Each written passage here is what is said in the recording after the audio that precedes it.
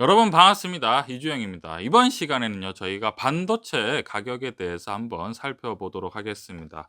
사실은 저희가 계속해서 삼성전자를 분산 분할 매매 관점으로 보고 있던 상황인데요. 사실 삼성전자가 굉장히 오랫동안 지금 횡보를 하고 있는 상황입니다. 그렇기 때문에 투자자들 입장에서는요, 지루할 수도 있고 또 혹여나 주가가 이러다가 하락을 하면 어떡하느냐라고 걱정을 하실 수도 있기 때문에 왜 우리가 삼성전자를 지속적으로 분산 분할 매매를 해야 되는지 우리가 한번 생각해 보고 알아보도록 하겠습니다. 사실 주식 시장에서 주가를 예측하는 것은 뭐 큰 의미가 없다라고 생각을 합니다. 왜냐하면 삼성전자의 내일 주식의 가격에 대해서 예측하는 것은 사실은 동전을 던져서 앞면이 나오느냐 뒷면이 나오느냐 이것에 대해서 말하는 것과 크게 다르지 않는 상황이죠. 한마디로 뭐 확률은 반반이고 뭐 아무도 알 수가 없는 상황인데요.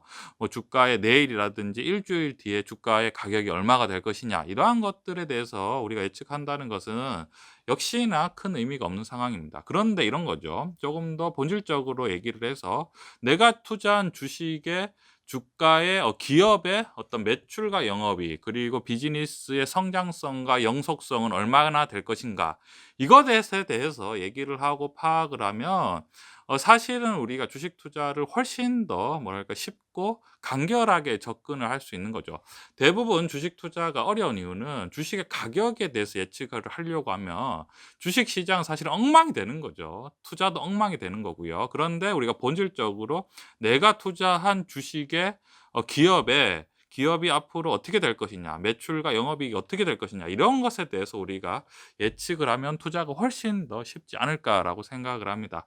삼성전자 같은 경우에는 기본적으로 비즈니스 자체가 뭐 반도체 그리고 스마트폰 그리고 가전제품 그리고 인공지능 그리고 자율주행 이러한 것들이 지금 있는 상황인데요. 대부분의 산업이 굉장히 미래지향적인 상황이죠. 거기에 더해 삼성전자를 우리가 지속적으로 분산 분할 매매해야 되는 관점은 최근에 여러분들이 다들 뉴스를 보시고 어떤 소식을 접하겠지만 지금 반도체 대란이라고 합니다. 지금 반도체가 없어서 전 세계적으로 난리가 난 상황입니다. 특히나 자동차 같은 경우에는 지금 반도체를 구하지 못해서 완성업체가 지금 생산이 안 되고 있는 상황이고요. 이러한 것들을 지금 이겨내기 위해서 어느 정도까지 갔냐면 옵션에 옵션을 제외한 기본 뭐 자동차를 생산하겠다. 이러한 뉴스까지 왜냐하면 옵션이 붙으면 아무래도 반도체가 더 들어가겠죠. 뭐 이러한 지금 얘기까지 나오고 있는 정도로 상황이 지금 심각한 상황인데요. 또 여러분 당연히 반도체가 부족을 하면 반도체 가격은 여러분 상승할 수밖에 없겠죠. 제가 한번 뉴스를 우리가 한번 살펴보도록 하겠습니다. 반도체가 여러분 슈퍼 사이클에 본격적으로 진입했다고 합니다. 세계 1분기 반도체 매출이 역대 최대라고 하는데요. 올해 1분기 세계 반도체 매출이 직전 슈퍼 사이클이었던 초호황이었죠. 2018년 3분기를 넘어선 것으로 나타났다라고 합니다. 이는 미국 반도체 산업협회가 발표한 통계 이래 사상 최대로 사실상 역대 최대 규모라고 하는데요. 반도체 업황이 슈퍼 사이클에 본격적으로 진입하자 글로벌 업체들은 생산 확대와 함께 투자 시점을 앞당기며 발빠르게 대응하고 나섰다라고 합니다.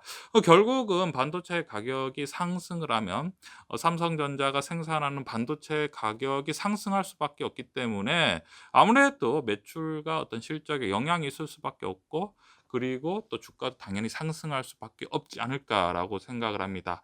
자, 반도체 매출 증가는 코로나19에 따른 수요 폭증에 따른 것으로 풀이된다. 인공지능, 자율주행, 사물 인터넷 등 반도체가 투입되는 제품이 빠르게 늘어나는 데다 수요가 공급을 크게 상회하는 상황이 지속되면서 반도체 가격 상승도 매출 증가에 영향을 주고 있다.